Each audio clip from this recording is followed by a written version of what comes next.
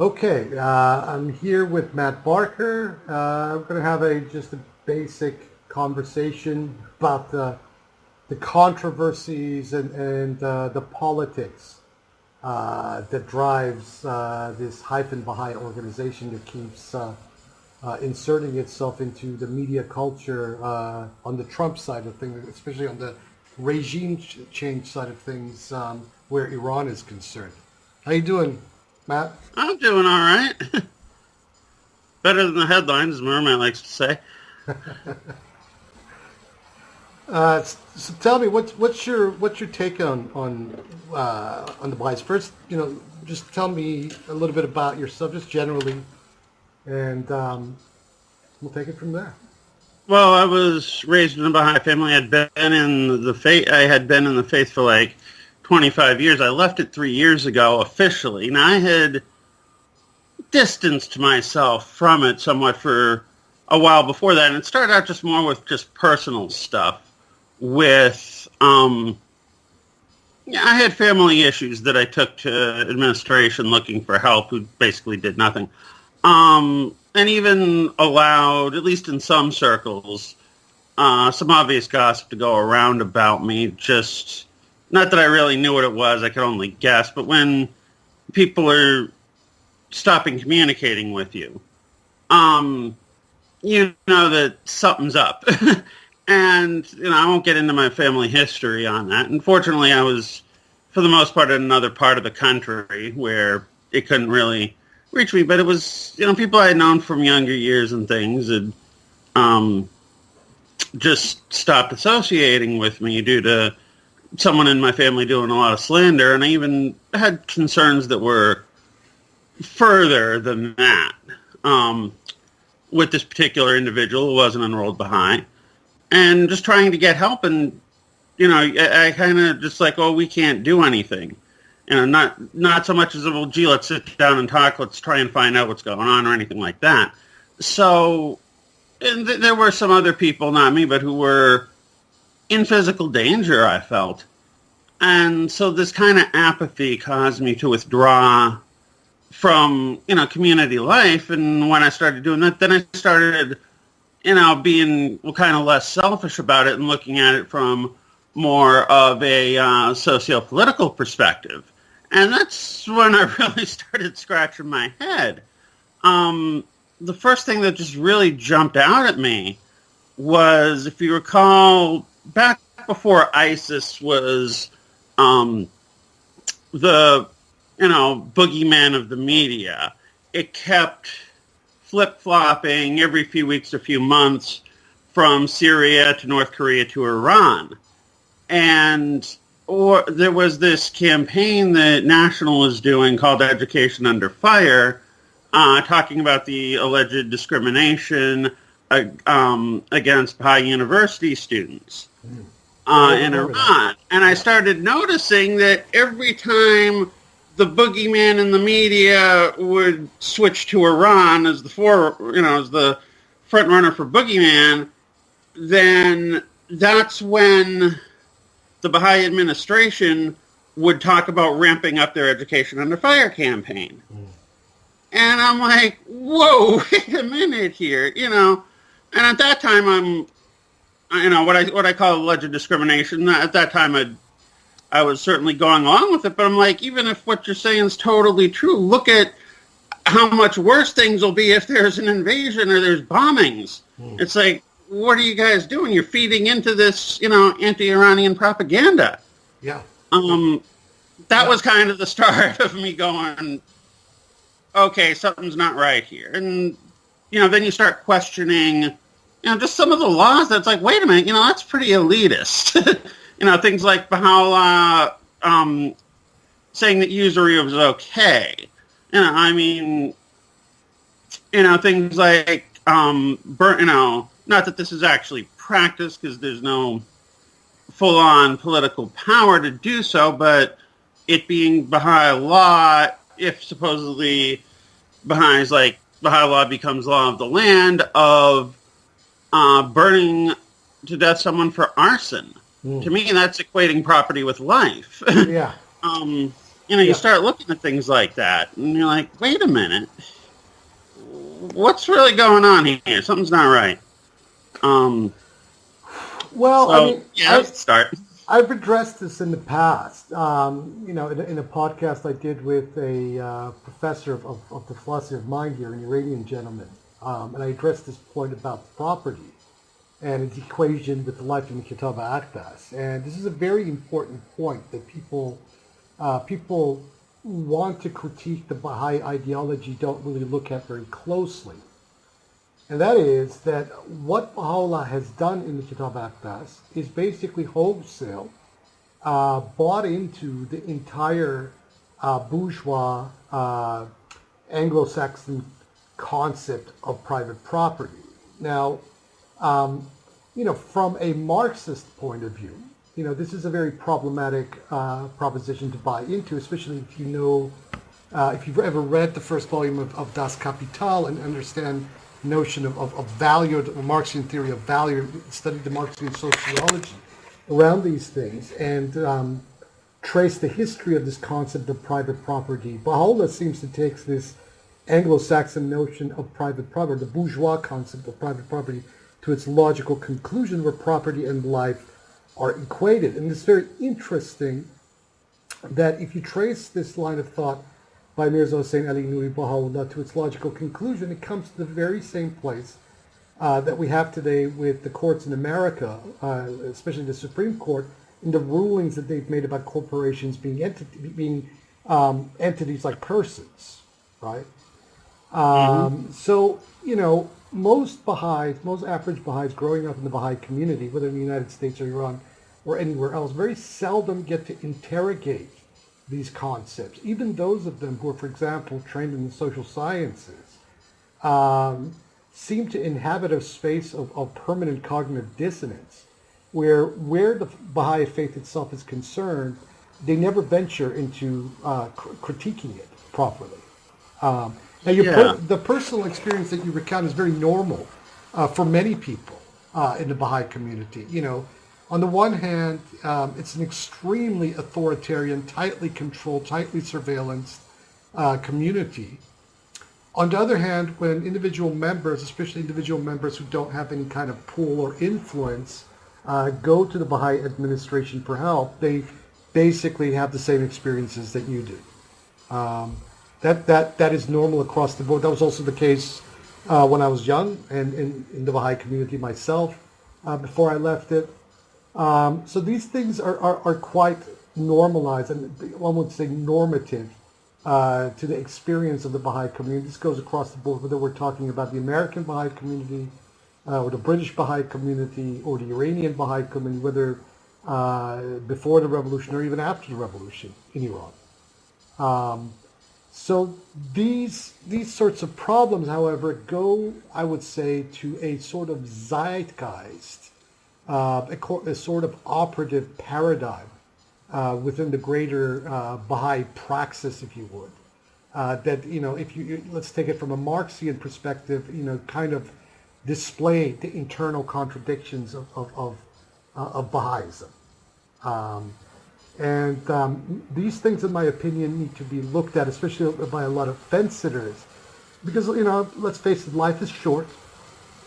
People who want to genuinely contribute to the world, to make the world a better place, are better served doing things that are outside of the Baha'i community. Now, your observation about Baha'is being in the news every time Iran is the hot potato in the media, as a consequence of U.S. government policy or whatnot, is spot on correct. This has been going on pretty much from the 80s, and it got especially obnoxious during the Reagan administration in the 1980s. I remember all of that quite vividly. Yep. I was a kid. I grew up through it. The long and short of it is the following. The Haifan Baha'i organization, whether in the United States or in occupied Palestine, is basically an extension of the Anglo-American / Zionist military-industrial surveillance academic complex. Okay, that's quite a mouthful there. It's pretty accurate. So, for example, for years, the Universal House of Justice was constantly sending these directives to Baha'is about, teaching people of prominence. They wanted prominent people enrolled in the I think Baha'i they faith. used people of capacity was the term. Yeah, I don't yeah, remember. people of But it capacity, was- prominence, whatever the term. And Yeah. that is this was basically a networking exercise that they implemented, to basically get as many Baha'is into the various sectors of this, Atlanticist, for lack of a better word, power structures, whether we're talking about the world of finance, the political world, and on and on and on it goes, so that then they could influence policy. Because this is the paradigm that exists in these North American Anglo and also British Anglo-Saxon societies, is that because the power of representatives in governments have been whittled away for the last 50 years since the end of the Second World War, you have a reality where people can influence and almost practically control the policy decisions of governments through, elevating themselves into these lobby kind of and political action committees and what have you. And this is a problem, I would say, everywhere, and it's also indicative of how liberal democracy in its present form is completely vanished, and it's been replaced with the form of corporate plutocracy. But nevertheless, where the Baha'is themselves are concerned, the Baha'is, since the time of Shoghi Effendi, have been solidly allied, probably even before Shoghi Effendi, have been solidly allied with the most right-wing elements in the West. During the Pinochet regime, for example, there was a member of the National Spiritual Assembly of the Baha'is of Chile that served as a financial advisor to the junta government of Augusto Pinochet. The hand of the cause, Enoch Olinga, was the best friend apparently to Idi Amin, and the reason why he was murdered and lost his life was because of this friendship and the counter coup that came afterwards. With the relationship that the Baha'is had with the Shah of Iran is documented, this is well known, and it was a very intimate relationship, and particularly this relationship got very close after the 1953 coup d'etat against the Democratic Nationalist government of Mohammad Mossadegh.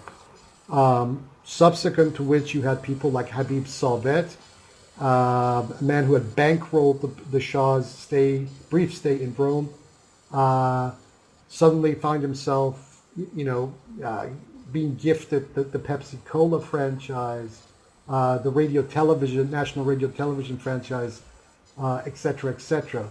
General Ayadi, who had been a personal physician to the Shah, was very close to the Shah. Then you had these various mafia networks during that period, who were also run by the Baha'is, with people like Hojab Yazdani and the Sangasari Mafia that ran that whole outfit. So, the examples can be multiplied. But with current events, you and I both actually saw this on Facebook back during the 2016 campaign, where on these pages of people, I believe it was like Pepe Escobar, one of this Brazilian correspondent that's a regular for Russia Today, that there was this Baha'i there who was beating his chest for Donald Trump. And then I called you over, and there was this whole back and forth between us and this guy. And we found this very strange, but I think all my flags went up, because this, as you know very well, that most activities of Baha'is, enrolled Baha'is, is very tightly controlled and monitored by the Baha'i administration. And for this individual to have come out beating his chest for Donald Trump in the way he was, and as vigorously as he was, on the page of this Russia Today correspondent, was very strange to us, but also indicative that this was a trend that was building up. So we moved to the present, and over the last year, as you and I have both seen, the Baha'i administration, but more so the contingencies of Persian Baha'is, Iranian Baha'is, have been quite open about aligning themselves to the policy agendas of the Trump administration vis-a-vis Iran. Trump has been very open and unequivocal about wanting to change the regime in Iran. And the Baha'is have been, or the Haifan Baha'is have been very unequivocal in supporting this. And, if you go through people's Facebook pages or other social media accounts and whatnot, you see this on a regular basis where you have these, especially these Iranian Baha'is, coming off as some of the most rabid dog Trumpists that one can come across. Now, about 10, 20 years ago, this sort of reactionary politics, although it was very pervasive in the Baha'i community, was kept under tight wraps, and people kind of kept their crypto-fascism to themselves. But now, with Trump in the White House and the agendas of this administration being spelt out as explicitly as they are, these people are letting their guard down completely, showing their true colors completely about where they stand, and that they are outright, unequivocally waving a flag for a regime change war against Iran. I mean, we can bracket the Islamic Republic of Iran out of the equation, but these people want a military engagement by the United States and possibly even Israel, although Israel can never go it alone, to change the current system in Iran, which would inevitably initiate the kind of carnage and conflict that we have seen since 2011 in Syria, in Libya, and elsewhere in the Arab Muslim world. And this is very concerning, and this should concern any peace activists, any people who are on the left, any people who want to prevent the kind of catastrophe that an attack on Iran by the United States and its allies would initiate in the region. Additionally to this, over the last few years, the Baha'is have been very unequivocal and open about their support of the Saudi war on the people of Yemen.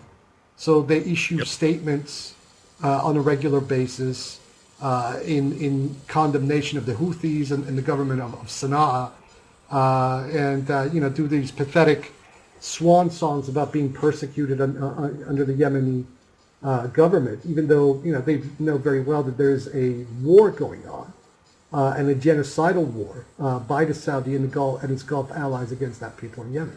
So they're basically standing on the same side as the head choppers, the very same people that funded ISIS, the Saudis, and the Emiratis, who are who have engaged in this war against the people of Yemen, are doing the same thing. They're doing the same thing in Yemen, and the Baha'is are supporting them. What's your reaction to all this, Matt? Well, several things going by on that. One parallel that I've noticed that actually just kind of clicked when you were talking here is because people would ask, why, is the Baha'i faith in Israel as it is, and they'll often go back to prophecy, and which you can twist and turn any way you want to. But a lot of people would be feeling very grateful to the state of Israel for protecting them and all that. And you start realizing when you talked about, and I hadn't really put the two and two together as kind of synonymous, as part of a package deal, so to speak. When you talked about them wanting to teach prominent people and get into networks, in a sense, what the Baha'is are doing in Israel is kind of a behind-the-scenes thing. I mean, they pretend like they're peaceniks, and heck, you have, a lot of Baha'is in the U.S. got in there because on the surface, they waved the peace flag, so you do have a lot of peaceniks in the Baha'i faith, yet obviously they're supporting some things that really aren't, in particular, the state of Israel. Mm-hmm. And just the way they say, we're not going to teach the faith in Israel, et cetera, but nonetheless are very much enjoying a cushy relationship with the state of Israel. And even beyond the state of Israel. I mean, I have extensive, information about Baha'is making quite a fortune over the tech boom that happened in Haifa itself. I mean, Haifa has literally become like the Silicon Valley of Israel, and there were quite a number of Baha'is that were, involved with all of this. Yeah, but just the way also, on the surface, the Baha'is will talk about, about how they don't run for public office unless it's like a real small sort of thing, and come out as very much against not being involved in politics.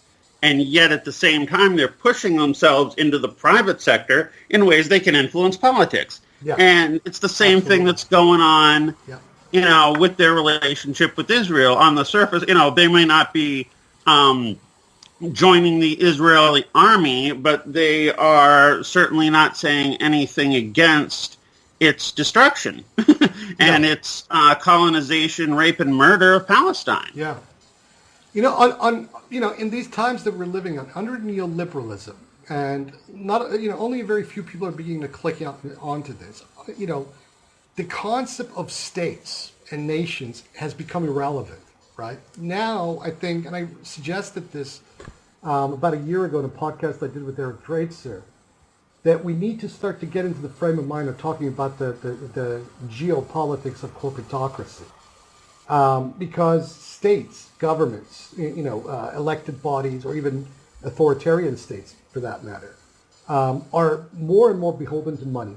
So the problem of governments is always money. And so when you have corporations and business interests offering money, they are pulling the levers of policy because they want something. And under neoliberalism, this has become, kind of an endemic and entrenched paradigm.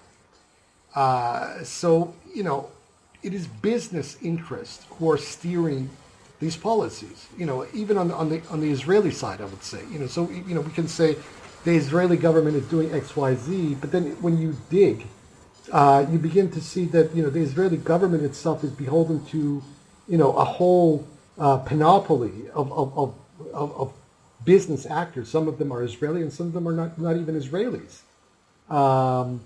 And what is propelling this? What is propelling, this drive for regime change in Iran? Well, part of it has to do with oil. There is a shelf life for the oil of the Saudis. So Aramco maybe has another 12 to 13 years of life to it.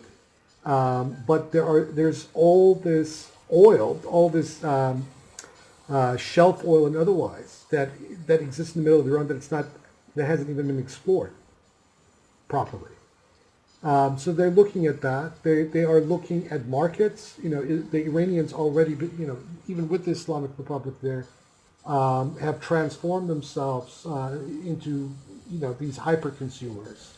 And this was the case before the revolution. The government and system in Iran has pretty much lost control of that element of it and pretty much given up. But they are still an impediment to the kind of profits and mega profits that big Western or even regional corporations would accrue if the current system were to change. On top of that, then there's, you have the arms dealers, arms merchants, contractors, etc., who are looking at it from the point of view that, well, if Iran descends into civil war, if we have a situation similar to one that unfolded in Syria, I think these guys could make a killing funding all sides of a potential conflict for the next 10 to 20 years.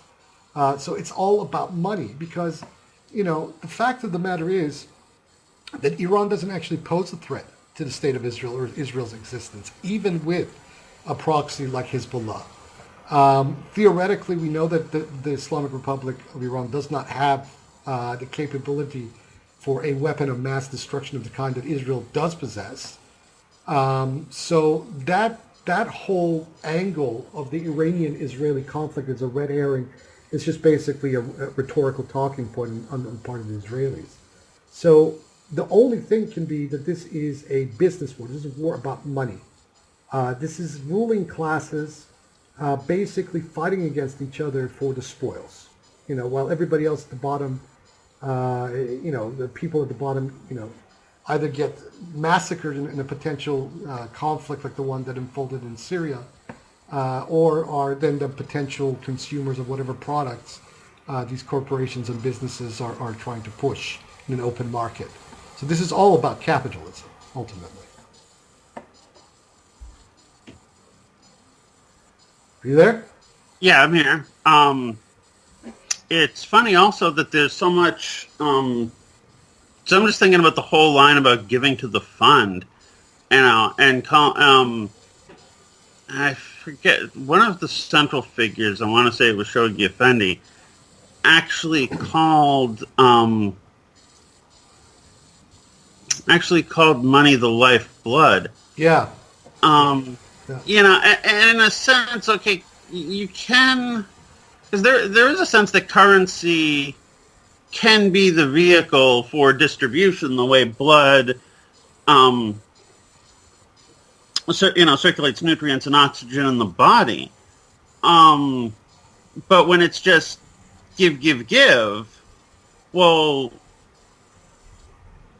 what you're thinking, well, what comes, when you give in, on a cellular level, on an ecological level, there's a reciprocity, that occurs. Whereas when you just give to an institution, especially a religious one, and certainly it's no different with the Baha'i institutions, I mean, it just becomes a cash cow. It's just another way to, get more and accumulate it at the top.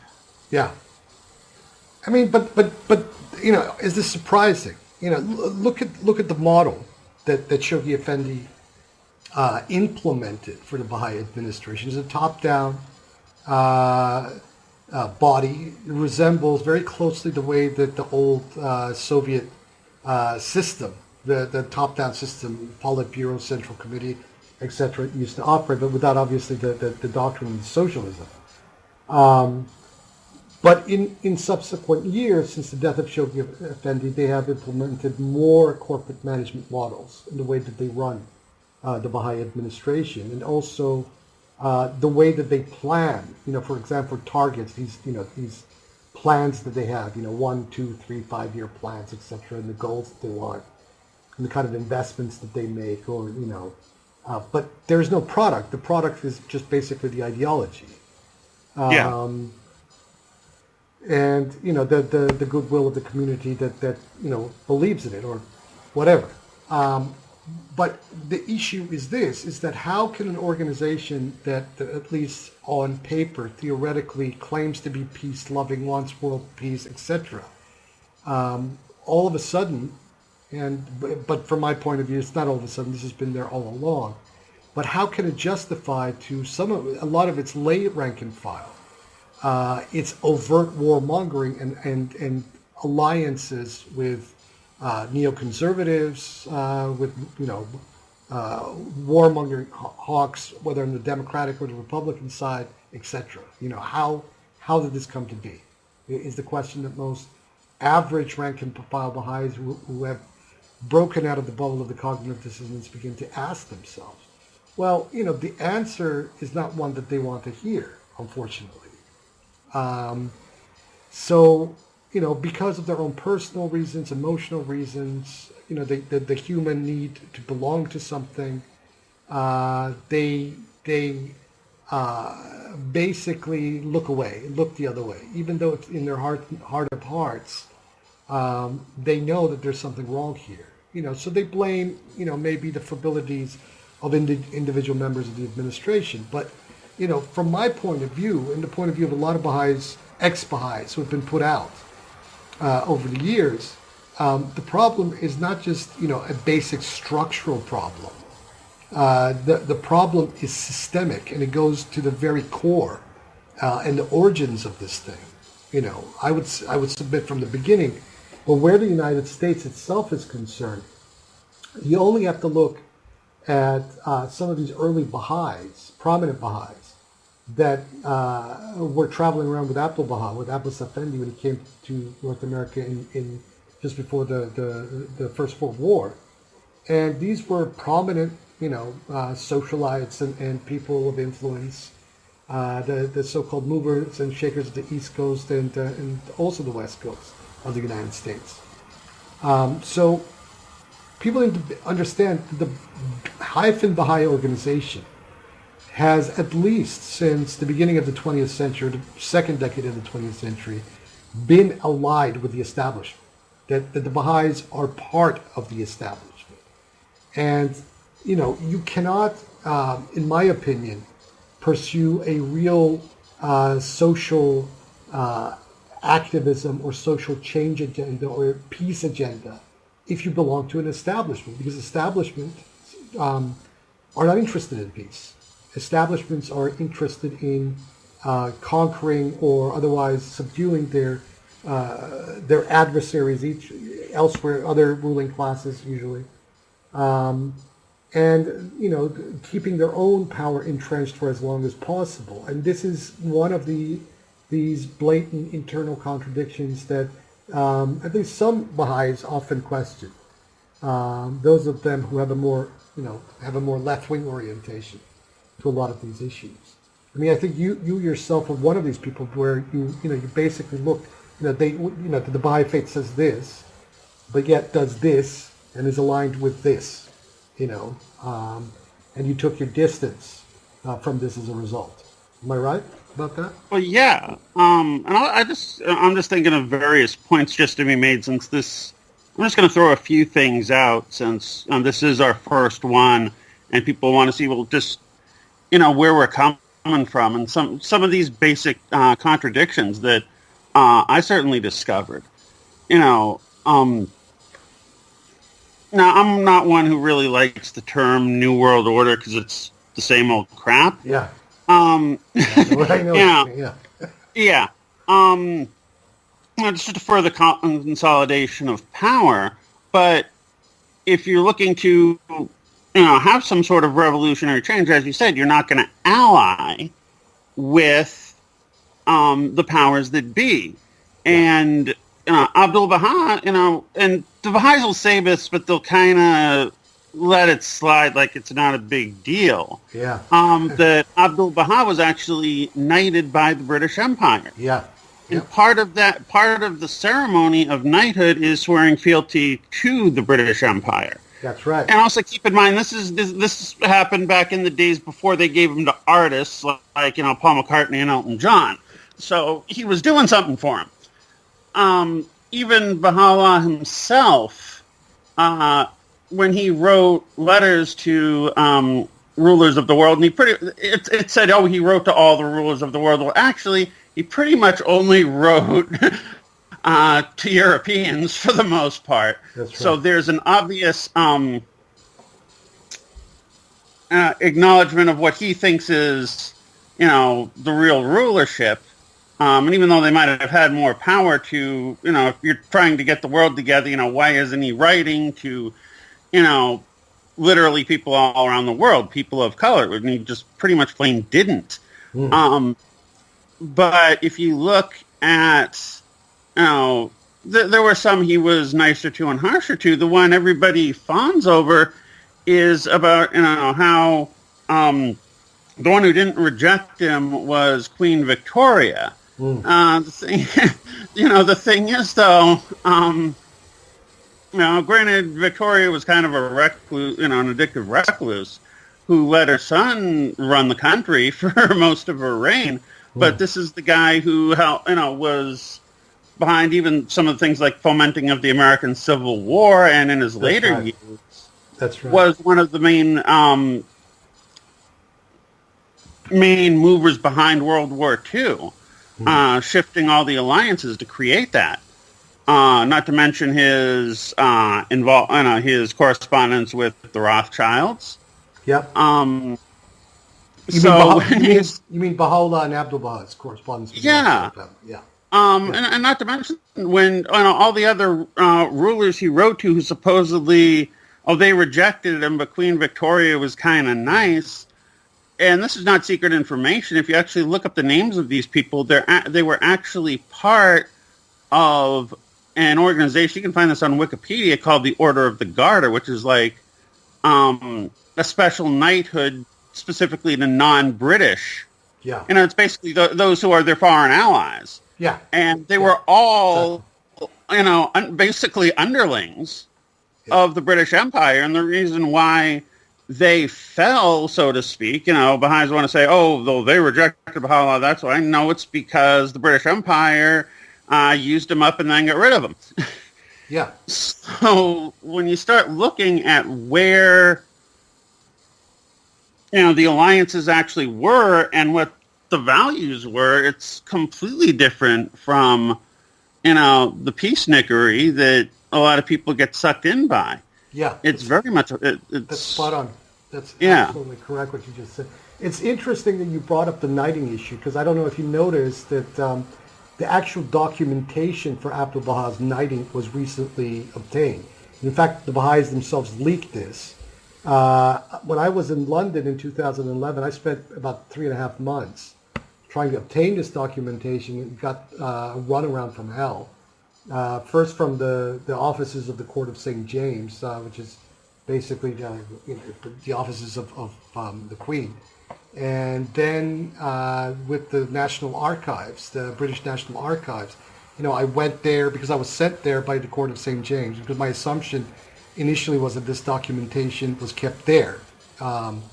They sent me to the National Archives. The National Archives said, well, this should have been declassified because it's over 50 years. Then it took them about 2 to 3 weeks to let me know that, no, they couldn't release this documentation to me at this time, and I needed special permission.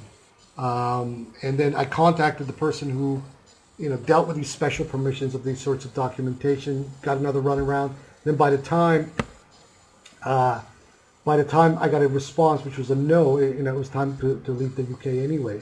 But what is interesting about this documentation that has now come out is that it once and for all proves that Abdu'l-Baha was a lackey of the British Empire, and that the reason for this knighting had nothing to do with any humanitarian reasons whatsoever, but it had to do with, just as the Gazette entry of 1921 stated, for services rendered unto the British government during the course of the war. Now, there's been all this historical, both anecdotal and documented information showing that Abdu'l-Baha was actively collaborating with the British forces during the course of the war before they actually even landed in Palestine. There's an Iranian gentleman in Toronto whose family were once allied with, or actually lived in Palestine, and his family knew Abdu'l-Baha and knew Baha'u'llah, etc. And he says that his mother swore on everything that she held sacred in her children's lives, that during the course of the war, before the British even landed on the beaches of Haifan Baha'i, that Abdu'l-Baha would signal British ships in the port, that he had people signaling these people on a daily and nightly basis. And that the reason why the Ottoman authorities were reacting so harshly and even threatened Abbas Effendi was because, he was quite bold and brazen about his collaboration with the British. Then we have, this story, which is actually corroborated by quite extensive documentary evidence, that the British mobilized an entire garrison of Indian cavalry to basically march into Haifa and quote-unquote save him when these Ottoman Young Turk officers were threatening to kill Abdu'l-Baha because of his collaborationism. So once we get to the fall of Palestine to the British forces, it's only natural that for someone like Abdu'l-Baha, who was actively collaborating with these guys during the course of the war, and then once they get there, he's basically with open arms, putting all of his networks and all of his resources at their disposal, that they would knight this guy. He was not exactly reluctant to accept it. Somebody else would refuse it. But just remember this, that during this time that Abdu'l-Baha was being knighted by the British Empire, the British had basically engineered a genocidal famine, as they had done repeatedly elsewhere throughout the empire during the 19th century and elsewhere in Iran, that according to some source and according to the studies of Muhammad Khalil Majd, killed somewhere on the order of between 8 to 11 million Iranians in only 2 years. And this is especially egregious because you have a guy that the Baha'is have claimed, as their patriarch, who was granted this award by the British Empire for being a humanitarian. Now we find out that this is all fiction, that this wasn't the case at all, though many of us already knew that.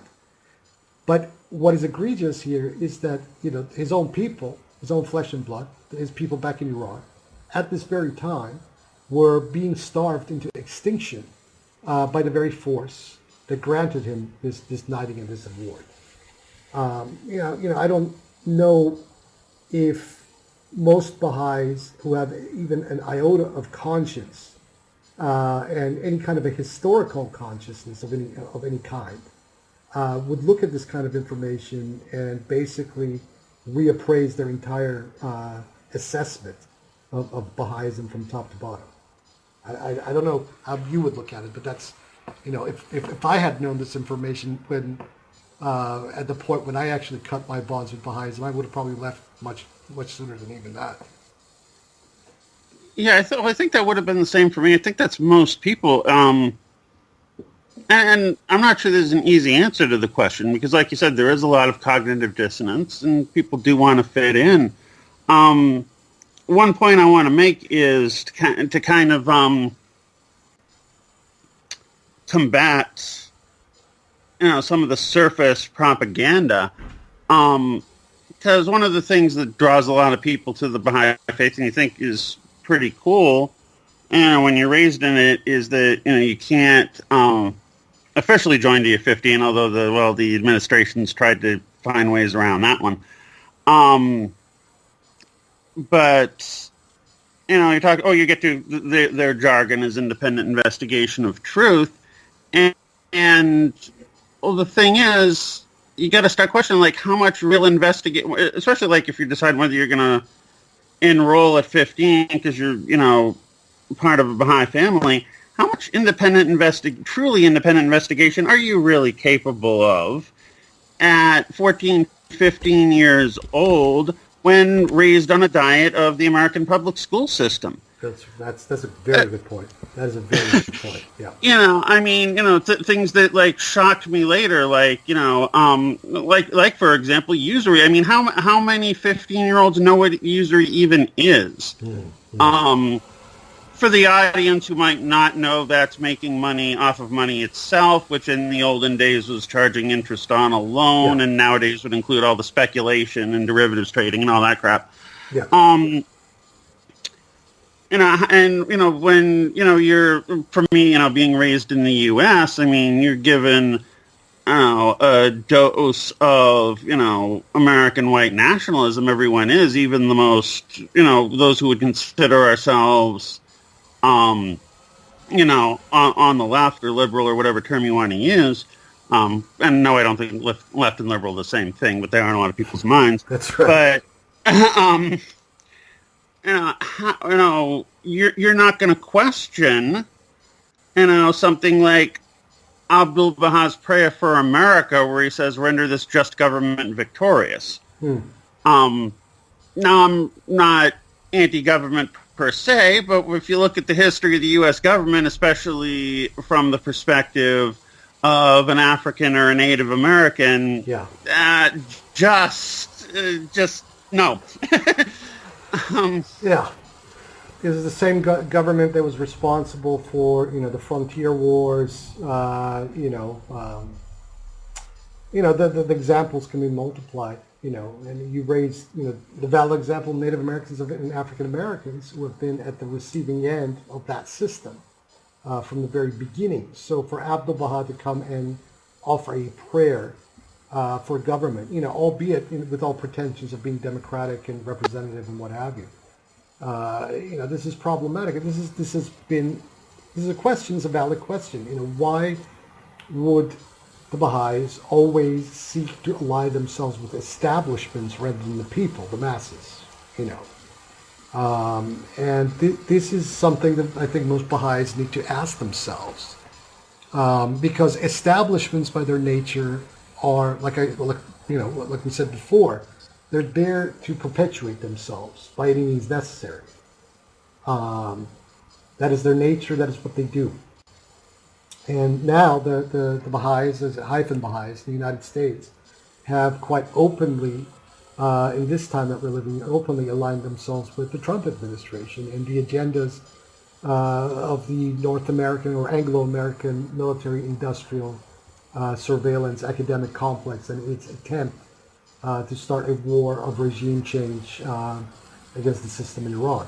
Now, we don't have to like the system in Iran. I don't like the system in Iran. I think it has its problems, but I would not like to see a kind of situation unfold in Iran that unfolded for the people of Syria, for the Libyans, for the people of Yemen, etc., or the Lebanese. The Iranian system may have its problems, but is not often also as bad as it's being portrayed. Had there been more of an openness by the Americans and their allies towards the Iranian government, I mean, either the system would have changed by now on its own accord, organically, transformed from within to something better. We actually wouldn't be having this conversation right now. So, the thing is that what the American establishment, the North American, Anglo-American establishment is attempting to do right now is to basically weasel the Baha'is into a position of prominence in a future political system in Iran. And as an Iranian and as a Bayani, I find this extremely troubling because that means that if the Baha'is take political power in Iran on any level of prominence, that means that they would target the Bayani community in Iran, which is relatively small, and that they would seek to once and for all smash this opposition to themselves by whatever means is at their disposal. And they would do this also to many Muslims and other communities, any other minority communities that would not play ball with them. This is not an organization that can be trusted with all of its platitudes and smiley faces, etc. This is a extremely callous, calculative, manipulative, hyper-authoritarian corporate organization that, in my opinion at least, needs to be cut to size. I mean, I certainly learned it the hard way. Yeah. Some people learn it a harder way, though. So. Yeah.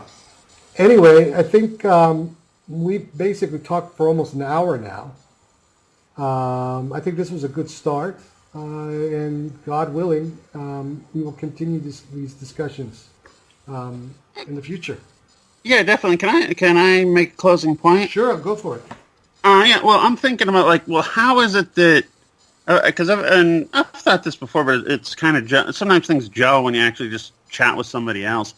The whole pretext. I mean, one of the biggest, probably if not the biggest, buzzword, shibboleth, madrigal, whatever you want to call it, all rolled into one in the Baha'i faith is unity. Yeah. And well, that sounds great, but I mean that I think is the worst thing you can be is be disunifying. Yeah. But I do think it's more important to have some harmoniousness than it is to be right. I definitely think that moralism is worse for the human condition than sophistry. They're both pretty bad. And in this case, in the Baha'i case, though, unity, sadly, though, it ends up trumping compassion. Yeah. And that is the case, which is quite interesting because you have this very famous quote by Baha'u'llah where in the Baha'is, use it as one of their favorite quotes. The best beloved in my path is justice. Well, that's awesome, and that means that the kind of unity that would manifest in a situation where justice is the mentality is one where compassion would exist. But that doesn't seem to be the case at all, and it's never been the case really. When you dig into the history of the Haifan Baha'i organization, their interests and their agendas have overridden everything else, and if someone's rights and what is their due is to be trampled on, well, then by God they'll trample right over them. And this is a pattern that's repeated again and again and again, as far as one can remember. Right, and if you look historically, because oftentimes they'll talk about the other religions of the past becoming disunified. Yeah. When in fact sometimes the unity that they're talking about is actually joining up with the establishment. Yeah, and that is the establishment has a real problem. Yeah. Right. And, because they like to compare. And I've heard, I don't know if it's in an official text anywhere, like a story of Abdu'l-Baha or something saying something. Maybe it isn't, but I know many a Baha'i I've heard compare the Protestant Reformation to the Shia-Sunni split in Islam. And I think that is a completely bogus analogy. It is. To me, if you want something representative in Christianity that's equivalent to the Shia-Sunni split, you need to look at the Council of Nicaea and Constantine creating the Roman Catholic Church, making it the tool of the establishment, because that's exactly what the Umayyads on the Sunni line did. Is that line was basically the old oligarchy. Yeah. They basically said, "Oh well, we can't beat Muhammad. Let's." It's good that you brought this up. So let's end on this note. I know this from personal experience, having grown up in the Baha'i community, that the Baha'is seek political power. They seek a Baha'i state. They phrase it as calling it a Baha'i Commonwealth, or they have all kinds of fancy jargon for it. But the bottom line is that they want a piece of territory, whether this be Iran. I remember at one point they were even telling pilgrims that Israel would one day cease to be a Jewish state and would become a Baha'i state. So they kind of have even banked on that possibility. And I mean, I think a lot of Zionist Jews need to hear this. That they might have a Trojan horse within their own ranks. But anyway, the fact is that they want political power, and at this time they are looking very eagerly at Iran, and they believe that the possibility, if this present system goes, that their chances of taking political power in Iran are quite good. And actually, I would say their chances are pretty excellent, because a sizable population of Iran are kind of confused, dazed about what has happened in the last 40 years, and any alternative, any wolf in sheep's clothing, they will run to immediately, and that is a danger.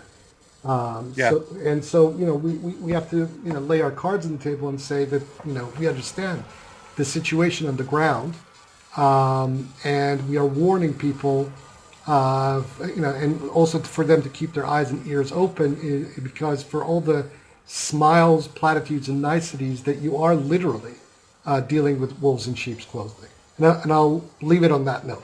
Until next time. Matthew, I agree. I concur. This was great. I think we hit a home run with this one. All right. Well, let's see what kind of response we get. If you get any trolls, and I'm happy to answer those emails or whatever. I know you wanted to leave the comments off, but if you need any help with that, you got it. No problem. All right. I gotta go, bro. All right. Later. Until later. Peace. Peace.